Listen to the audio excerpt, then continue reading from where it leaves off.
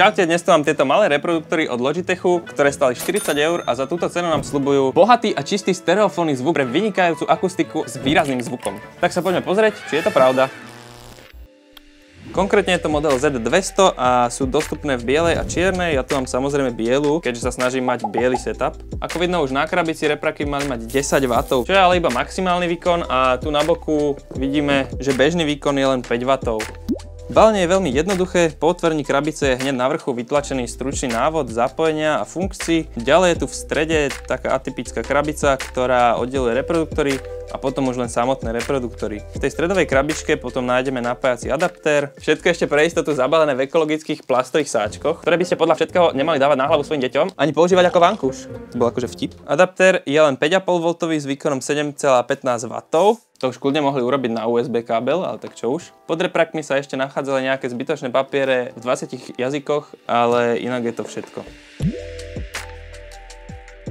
Takže repraky sú takéto matnej bielej farby. Na tomto ľavom nie je v podstate nič, akurát dozadu je jedno veľké L a kábel, ktorým je reprak napevno pripojený k druhému, na ktorom je vzadu písmeno R. A potom je tu dierka na napájanie a ešte druhý napevno pripojený kábel s 3,5 mm jackom, ktorý má asi 1,20 m. Celkom milý detail je, že tieto krúžky na jacku sú zelené, aby sme vedeli, do ktorého jacku na počítači to máme pichnúť, pokiaľ nemáte všetky rovnaké, tak ako ja. Na ľavej strane nie je vôbec nič a na pravej strane je kolečko s nápisom Tone, ktorým vieme meniť úroveň basov, čo si samozrejme otestujeme. A vpredu máme hlavné kolečko, ktorým vieme repraky vypnúť, zapnúť a nastavovať hlasitosť. Nad ním je zelená ledka, ktorá indikuje stav zapnutia alebo vypnutia. A po oboch stranách sú dierky na 3,5 mm jack, vľavo na sluchatka a vpravo na aux kábel. No a na spodnej strane sú už len nejaké informácie a gumené protišmíkové pásiky. No a nakoniec vpredu, samozrejme, okrem loga Logi sú ešte na každom reproduktore dva takéto kruhy, ktoré vyzerajú ako reproduktory, ale nenechajte sa oklamať. Reproduktory sú iba tieto horné. Tieto spodné sú tzv. Pasívne radiátory. A nie je to žiadny podfúk. Bežne sa to používa pri takýchto menších reproduktoroch, aby to zvýšilo kvalitu basov. A možno ste to ani netušili, ale pri všetkých JBL reprákoch, čo majú na boku toto, čo vyzerá ako reprak, tak to tiež nie je reprak, ale ono sú to v podstate také ako keby membrány a vlastne ten skutočný reprak je niekde tu a jak on sa hýbe, tak hýbe tým vzduchom vnútri a to potom rozpohybováva tie membrány a nejako to zlepšuje basy. Neviem presne ako to funguje, nebudem sa tváriť, že tomu rozumiem. Ak by ste o tom chceli vedieť viac, dám vám do popisu video, kde to taký typek celkom dobre vysvetľuje, takže môžete si to pozrieť.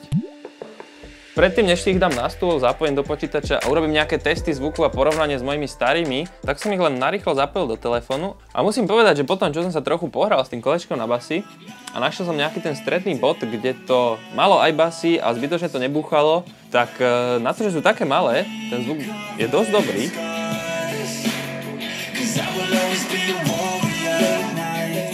Toto bol len zvuk, čo nahrala kamera, potom ich samozrejme nahrám s lepším mikrofónom, ale chcel som vám ešte ukázať také amatérske meranie, pretože na internete sa písalo, že by mali mať rozsah od 80 Hz do 20 000 Hz. Takže som si stiahol aplikáciu na generovanie tónov a prekvapivo repráčik sa začal hýbať už pri nejakých 20-25 Hz a počuť ho začalo byť už pri nejakých 45 Hz. A taká možno zaujímavosť, už spomínaný pasívny radiátor najviac rezonoval, alebo teda najviac sa hýbal pri frekvencii 60 Hz. Predpokladám teda, že pri tejto frekvencii je asi najviac účinný. Ale tak kto vie, no podľa mňa celkom zaujímavé výsledky a môžeme to ich zapojiť. Takže, aby ste boli v obraze, doteraz som používal tieto maličké Zalman reproduktory, ktoré majú že 2x2 W a kúpil som ich na Bazoši asi za 3 €. Takže asi chápete, že menší upgrade už potrebujem. A môžeme tam na tieto. Myslím si, že zatiaľ ich tam iba takto dopredu. Možno ich potom skúsim dať tak dozadu, jak sú tie malé teraz, na ležato, ale zatiaľ to určite stačí takto. Ale keďže tento je pravý, tak musí byť tu. No a vidíte, že ten kábel teda mi tam nedočiahne.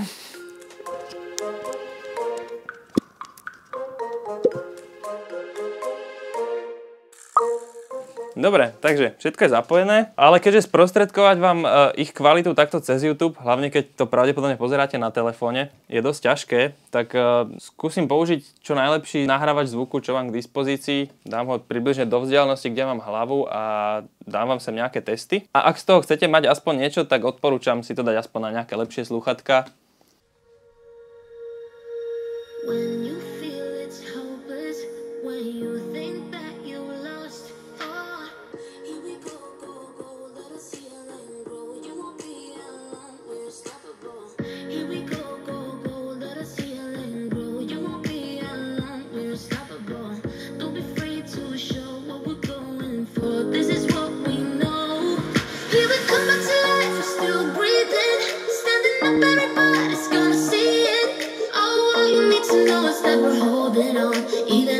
No, tak snáď to bolo aspoň trochu počuť, ale za mňa takto naživo si myslím, že ak nie ste nejaký úplný audiofil a stačí vám proste malé repráky za dobrú cenu, ktoré zvládnu aj hĺbšie basy, bez toho, aby vám tu niekde zavadzal nejaký veľký subwoofer, tak za tú cenu určite odporúčam. Tieto konkrétne sú z Nike, v popise budete mať link. Napíšte do komentára, čo si o nich myslíte, ak s nimi máte nejaké skúsenosti, podielte sa s ostatnými. A ako vždy, ak sa vám video páčilo, dajte like, odber a vidíme sa na budúce.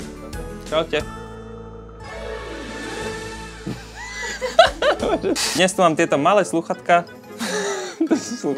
Všetko je ešte pre istotu zabalené v papier externého zdroja vzduchu. A pripojenie externého zdroja vzduchu.